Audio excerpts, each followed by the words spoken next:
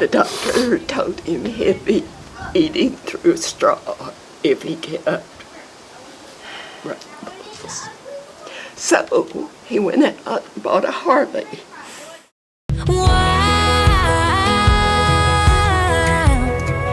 Is your favorite color hotter than fire engine red? Oh yeah.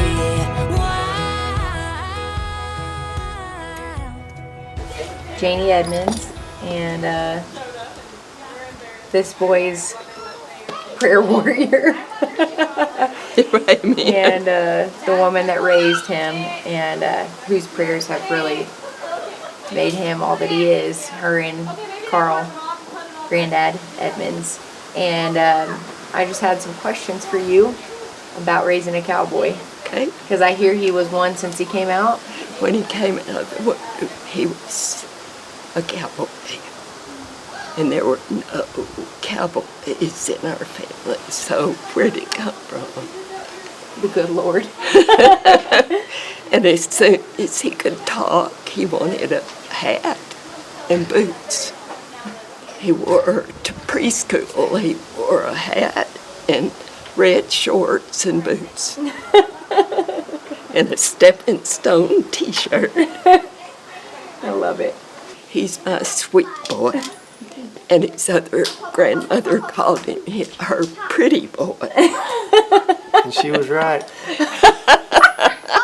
When you were watching him ride bulls, Oh, I couldn't watch.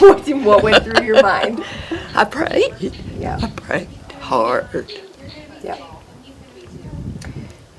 And now that he is a working cowboy, what makes you most proud of him in that occupation? First of all, his sobriety, but his dedication. He's dedicated and good. He's good at it. And where'd that come from? This isn't an interview about me, but he practices all the time, and he learns all that he can from everybody he can, and I think that's all you can do in this way of life, and it makes me proud too. I'm proud of him. I'm about to leave.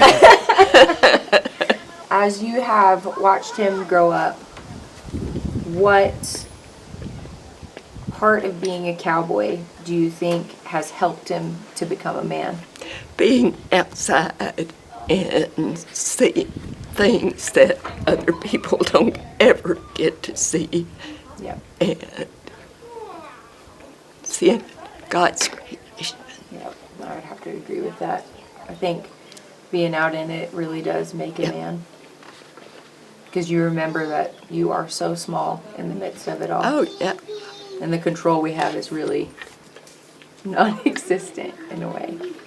And what is your wildest in relation to cowboying or rodeo story that you could tell about Ross? Well, the worst was, of course, when he broke his neck. Yeah. Twice.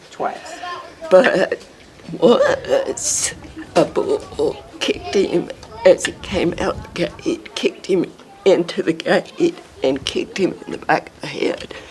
So when I got to the hospital, to the ER, where they knew him by first name, come in, Ross. When I got there was blood everywhere because he had wounds bleed so badly. His cousin, who was about 6'2", came and walked in the room, and as straight as he could, he fainted when he hit the crash cart, when he saw that blood. They were stapling the back of my head up, and they could see my skull. And Oh my gosh. Passed out. He passed smooth past that. What are you most excited about in watching him raise a cowgirl? I'm amazed at his patience with Freeman, and he's going to need it with a little girl. Yep. Because they're drama queens when they're grown up. So he's going to need that patience. Yeah. That's good. And if you could tell him one thing, what would it be? That I'm so proud of him. Me too. And that Carl would be so proud of him. And he's so humble. That's right. Thank you, Mimi. I will say the one thing about being in the hospital is the first time I realized that my actions affected the people that I loved.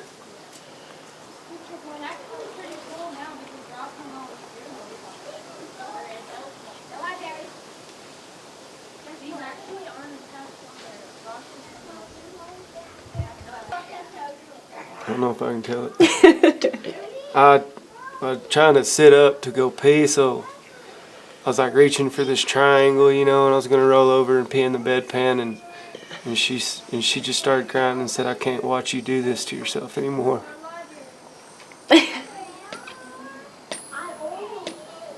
And left. I didn't want to watch. I didn't want to watch. And then that was the last night. That was the last night I ever spent in the hospital with someone, with her. Anyway, she wouldn't come, and she'd come to the hospital, but she wouldn't stay. Stay. And then I was like, dang. So, yeah. But I remember that. And she kept saying, "Why do you do this to yourself?" Well, I'm glad that you're not choosing to do that to yourself anymore. I can't. If I could, I would. Or me, for that matter, and Mimi.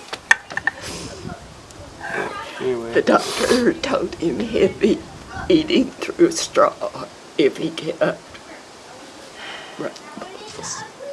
So he went out and bought a Harley. And then this got happened. And then he started skydiving. And then he wisened up a little bit. Just a little bit. No, Just a little bit. But anyway, it ain't about me. But I'm thankful for all that you endured he did. for It this was- wonderful soul that I get to love. He's worth it. Yes, he is. All right. We're done. I thought we were done before that.